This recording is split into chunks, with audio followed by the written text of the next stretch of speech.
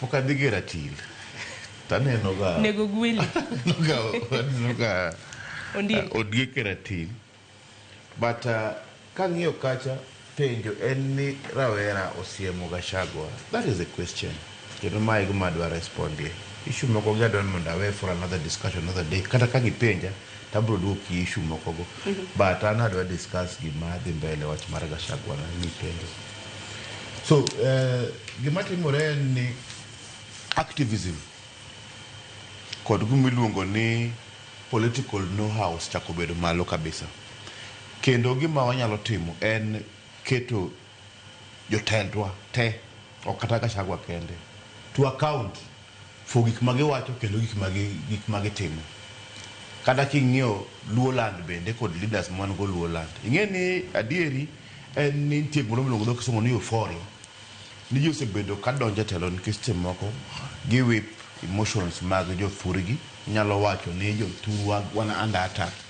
Tiyiere e grounds go. Iluongo ni populist leadership. Ma democracy kelo leadership bilane. Lakini ngama populist en ngama ko donjo tich. To gigo kinyaga implement. For example, Gachagua en gik ariyo mowacho. One term, Ruto must go. Mage ideology mare.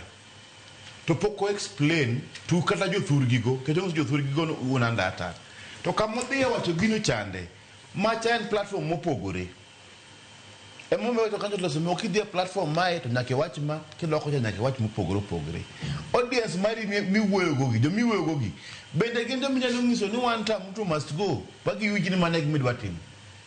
Nikopo no mi telo king to in one time Ruto must go. To can you say this one for 2 years? Higni ariyo. Kiwacho one time Ruto must go. Nikech problems mantiere, for example, currently one gishida mar education. Wach mar school. There a problem. Gimamba DCS nchawacho. En ni pesa ma wan go ni ok nyal fund gicha. Mano is the truth. Pesa mokete gicha ok nyal fund. Koda mondo wabed gi schools ila madwa gombo wabed go. Nikech police onego bed luwo pesa. To keto police in school onego bed no bedo bode nyithindo chamok makamani nyithindo chamok makama. Nyaket pesa marom kod gino. Health bende. Health bende, the truth of the matter en ni pesa mokete health. Kawaluo kako onego bed no bedo kod subtande. For example, Brongisi ni the entire Luo Nyanza plus 2 counties. Nikech Ramogi Dinga Hospital or support 7 counties. Support Kisii, support Nyamira, or support Siaya, Homa Bay, Kisumono, kod Migori. Then kiwe mano nyaka Nandi, part of Nandi, put you kod Jaramogi Dinga Hospital. To en na kod ginene ICU beds apar kende mag counties gote. 10 ICU beds man kon the entire Nyanza. Kod ng'en simta ko discuss issue mag health, issue mag education, do nyaka winjo gimi wacho. Ni my problem ma jopiny dwa deal go. To kapo ni wacho one time Ruto must go, our community is under threat. Inyalo wache gweng kamoro Nyeri Madhira kama ntiere jo bodaboda mi pesa gi kongo to giwinjo wach mi wacho no. But kidhi Baltimore America be wacho gino to nyathi cha dhi wacho hapana, wait a minute. Tane Omondi gimi wacho ni akwayo na advice. Nyathi jo okopingo Gachagua or advice Gachagua ni njata ndo maber kabisa. But kuro rise to the national level. Chak tugo national politics. National politics en ni kae wan gi jogot moko bende 147. To ngato wacho ni bwana gimitemo timoni. Bro mna miyo wabedo isolated. Nikech oganda moko be bro feel ni kara gibe koro gen under threat mar the tyranny of numbers. Wasebedo gi telo ma Kenya ka for 62 years. Higni uchiel gariyo kawan independent. Out of that is 62 years ago. Telo muwuok ewi Murima kama Gachagua wacho ni.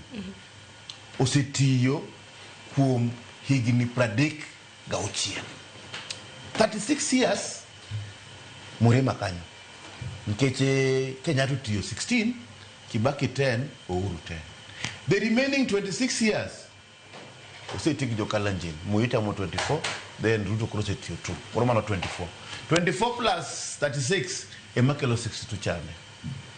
Koro, how do you tell me ni pod community ngi maber ni pogo okose bedo maber momiyo wayuak gimiluongo ni equitable share ni jomoko be oyudi jomoko be oyudi okose bedo kipogo maber 62 years ago jomoko se yudo mang'eny moingo jowadgi 62 years ago kata king'io mar education kidhi Wajia skunde onge yudo ka skul ntiere kata na 20 kilometers kama nyathi ntiere to mano pod mna Kenya kidhi kata mna Garissa en marginalized kidhi kata Turkana iyudo ka chiemo kende ma ji chame mas chiemo ko onge kidhi Luthehe kor James Orengo pod nyithindo mantiere ECD somo tie yien makoth kod chieng weather affect kama gisome chande mago ntiere kae koro sama koro nyathini ng'iso kaka Gachagua ne gimitimo ni bro mna meswa more than it has messed us to goe siasa marango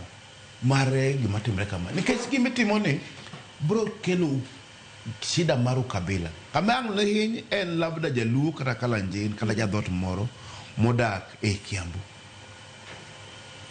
ng'amang lehiny en kata kuyu moro modak Kondele gisesa mikelo ni seche ma joka ng'ano hinyre seche go kikelo gini to okibi betie mondo rescue gi kro drive the country where it is mai nyaka wach mok nyalo wach jadhok moro